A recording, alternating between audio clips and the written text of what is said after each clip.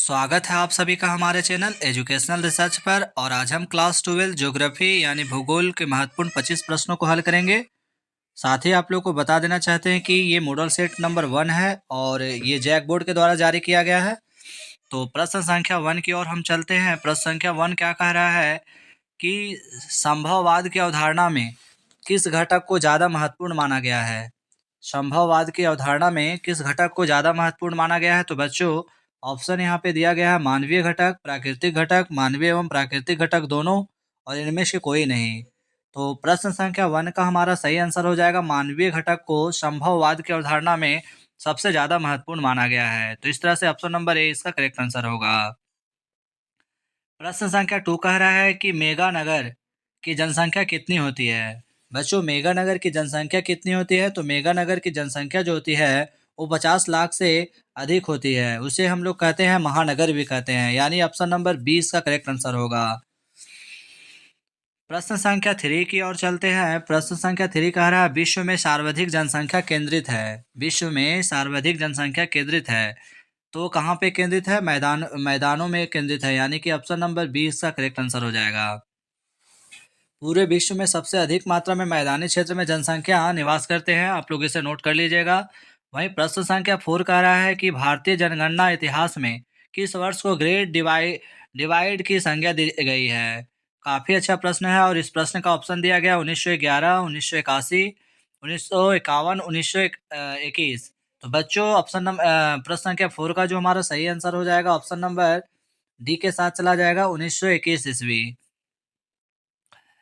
अब हम बात करेंगे प्रश्न संख्या 5 की ओर चलेंगे। इसके अलावा आप लोग को एक और जानकारी देना चाहते हैं कि भारत में प्रथम जनगणना जो हुई थी 1881 ईस्वी में की गई थी।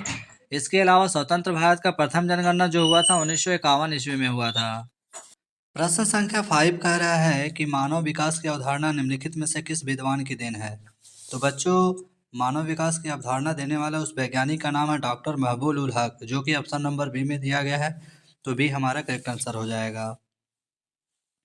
प्रश्न संख्या 6 कह रहा है कि निम्न में से किस कृषि प्रकार का विकास यूरोपीय औपनिवेशिक समूह द्वारा किया गया। ऑप्शन है कोलखाहोज, पुष्पोत्पादन, मिश्रित कृषि, रोपण कृषि।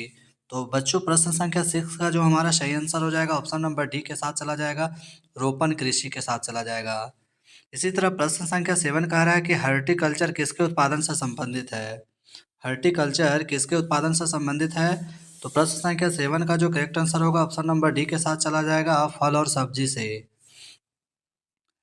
साथ ही आप लोग को बता देना चाहते हैं रोपण कृषि का एक उदाहरण है जैसे कि गन्ना। गन्ना आप लोग नोट करिएगा, केला, चाय, ये सभी रोपण कृषि के उदाहरण हैं। आप लोग इसे नोट कर लीजिएगा। प्रश्न संख्या 8 कह रहा है निम्न में से कौन सा रोपण कृषि नहीं है। निम्न में से कौन सा रोपण कृषि नहीं है। तो 8 का जो ऑप्शन नंबर सी है, गेहूं जो हमारा है वो हमारा क्या आ जाएगा, रबी फसल आ जाएगा। ऑप्शन नंबर सी के साथ चला जाएगा, तो सी हमारा करेक्ट आंसर हो जाएगा। रबर का उत्पादक राज्य अगर यदि आप लोग से पूछा जाए तो केरल है। आप लोग इसे नोट कर लीजिएगा। हमें कमेंट में आप लोग जरूर बताइए कि गन्ना का उत्पादक राज्य कौन है। प्रश्न संख्या 9 कह रहा है निम्न में से कौन सी एक अर्थव्यवस्था में उत्पादन का स्वामित्व व्यक्तिगत होता है। तो प्रश्न संख्या 9 का जो सही आंसर होगा ऑप्शन नंबर ए के साथ चला जाएगा, पूंजीवादी। पूंजीवादी अर्थव्यवस्था में उत्पादन का स्वामित्व व्यक्तिगत होता है, अर्थात एक व्यक्ति के हाथों में होता है। भारतीय अर्थव्यवस्था का आधार क्या है। तो मिश्रित है। आप लोग इसे भी नोट कर लीजिएगा। वहीं प्रश्न संख्या 10 कह रहा है जापान का डेट्रायड किसे कहा जाता है। तो जापान का डेट्रायड कहा जाता है नागोया को कहा जाता है, जो कि ऑप्शन नंबर बी में दिया गया है। तो बी हमारा करेक्ट आंसर होगा। जापान की जापान की राजधानी टोक्यो है। आप लोग इसको भी जान लीजिएगा। और जापान में ही एक जगह है नागासाकी जहाँ पे परमाणु बम गिराया गया था, और दूसरा था हिरोशिमा। प्रश्न संख्या 11 कह रहा है कि नई औद्योगिक नीति की घोषणा कब की गई। तो नई औद्योगिक नीति की घोषणा की गई थी 1991 ईस्वी में। ऑप्शन नंबर बी के साथ चला जाएगा, बी हमारा करेक्ट आंसर हो जाएगा। साथ ही 1991 ईस्वी में शीत युद्ध का पतन भी हुआ था। वहीं 1993 में मानवाधिकार से संबंधित है। 1990 वैश्वीकरण का दौर माना जाता है। अब हम प्रश्न संख्या 12 की ओर चलेंगे। प्रश्न संख्या 12 कह रहा है एक विकसित अर्थव्यवस्था में जनसंख्या का बड़ा अनुपात किस पर निर्भर करता है। तो बच्चों, इसका जो करेक्ट आंसर होगा तृतीय क्षेत्रक होगा। एक विकसित अर्थव्यवस्था में जनसंख्या का बड़ा अनुपात तृतीय क्षेत्रक पर निर्भर करता है। तृतीय क्षेत्रक का उदाहरण क्या हो जाएगा, तो बैंक आ जाएगा, बैंक आ जाएगा, आप लोग नोट कर लीजिएगा। इसके अलावा दुकानें वगैरह, बाजार वगैरह तृतीय क्षेत्रक का उदाहरण है। प्राथमिक क्षेत्रक का क्या है, तो प्राथमिक क्षेत्रक में क्या क्या आता है, प्राथमिक क्षेत्रक में हमारा आ जाएगा कृषि से संबंधित आ जाएंगे जितने भी। द्वितीय क्षेत्रक सेकेंडरी सेक्टर में हमारा क्या आ जाएगा, कल कारखाने आ जाएंगे। प्रश्न संख्या 13 की ओर चलते हैं, जिसमें से जो कह रहा है कि कील नहर कहाँ स्थित है। तो बच्चों कील नहर जो है वो जर्मनी में स्थित है, जो कि ऑप्शन नंबर बी में दिया गया है, तो बी हमारा करेक्ट आंसर हो जाएगा। इसी तरह प्रश्न संख्या 14 कह रहा है जल किस प्रकार का संसाधन है। तो आप सभी को पता है कि जल जो है वो चक्रीय संसाधन है, जो कि ऑप्शन नंबर बी में दिया गया है, तो बी हमारा करेक्ट आंसर हो जाएगा। इसके अलावा पृथ्वी पर लवणीय जल की मात्रा कितनी है, तो आप लोग को पता है कि 1% पानी जल जो है वो पीने योग्य है, 97% पीने योग्य है, और 97% जो जल है वो खारा है।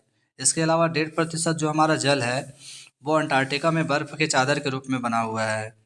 अब हम प्रश्न संख्या 15 की ओर चलते हैं। प्रश्न संख्या 15 कह रहा है कि आर्द्र कृषि में कितनी वार्षिक वर्षा आवश्यक है। तो आर्द्र कृषि में 75 सेंटीमीटर से अधिक वार्षिक वर्षा की आवश्यकता होती है, जो कि ऑप्शन नंबर सी में दिया गया है, तो सी हमारा करेक्ट आंसर हो जाएगा। प्रश्न संख्या 16 कह रहा है कि अंकलेश्वर खनिज तेल क्षेत्र कहाँ स्थित है। अंकलेश्वर खनिज तेल है जो कहाँ स्थित है, ऑप्शन है गुजरात, महाराष्ट्र, असम और तमिलनाडु। तो बच्चों इस प्रश्न का जो हमारा सही आंसर होगा ऑप्शन नंबर ए के साथ चला जाएगा, गुजरात में स्थित है। डिगबोई सबसे पहले जो तेल का कुआं खोजा गया था असम में, आप लोग इसको भी नोट कर लीजिएगा। वहीं प्रश्न संख्या 17 कह रहा है कि विश्व का सबसे व्यस्त समुद्री मार्ग कौन सा है। विश्व का सबसे व्यस्त समुद्री मार्ग कौन सा है, तो बच्चों उत्तरी अटलांटिका है, यानी कि ऑप्शन नंबर ए में दिया गया है, तो ये हमारा करेक्ट आंसर हो जाएगा। इसी तरह प्रश्न संख्या 18 कह रहा है WTO का मुख्यालय कहाँ है। काफ़ी अच्छा प्रश्न है और इस प्रश्न का आंसर भी काफ़ी अच्छा है, जेनेवा। जिनेवा कहाँ पे पड़ता है, तो स्विट्जरलैंड में पड़ता है, आप लोग इसे नोट करिएगा। वहीं WTO का पूरा नाम क्या है, तो वर्ल्ड ट्रेड ऑर्गेनाइजेशन होता है, और जिसे हम लोग विश्व व्यापार संगठन भी कहते हैं। वर्तमान में WTO की सदस्य देशों की संख्या कितना है, आप लोग हमें कमेंट में जरूर लिखें। प्रश्न संख्या 19 कह रहा है कि कोचीपत्तन कहाँ अवस्थित है। कोचीपत्तन जो है वो कहाँ पे अवस्थित है, तो बच्चों ये जो अवस्थित है वो केरल में अवस्थित है, जो कि ऑप्शन नंबर सी में दिया गया है, तो सी हमारा करेक्ट आंसर हो जाएगा। इसी तरह प्रश्न संख्या 20 कह रहा है कि किस पंचवर्षीय योजना में समाजवादी समाज की स्थापना का प्रतिरूप प्रस्तुत किया गया। तो बच्चों इस प्रश्न का जो हमारा सही आंसर होगा ऑप्शन नंबर बी हो जाएगा। द्वितीय पंचवर्षीय योजना 1956 से 61 के दौरान समाजवादी समाज की स्थापना का प्रतिरूप प्रस्तुत किया गया। वहीं प्रथम पंचवर्षीय योजना का उद्देश्य कृषि पर दिया गया था और दूसरी पंचवर्षीय योजना उद्योग धंधों पर दिया गया था। पीसी महालनोबिस के तहत किया गया था। प्रश्न संख्या 21 कह रहा है निम्नलिखित में से कौन सा भू उपयोग समवर्ग नहीं है। तो बच्चों 21 नंबर प्रश्न का हमारा सही आंसर आ जाएगा, ऑप्शन नंबर बी के साथ चला जाएगा, सीमांत भूमि, मार्जिनल लैंड हो जाएगा इसका सही आंसर।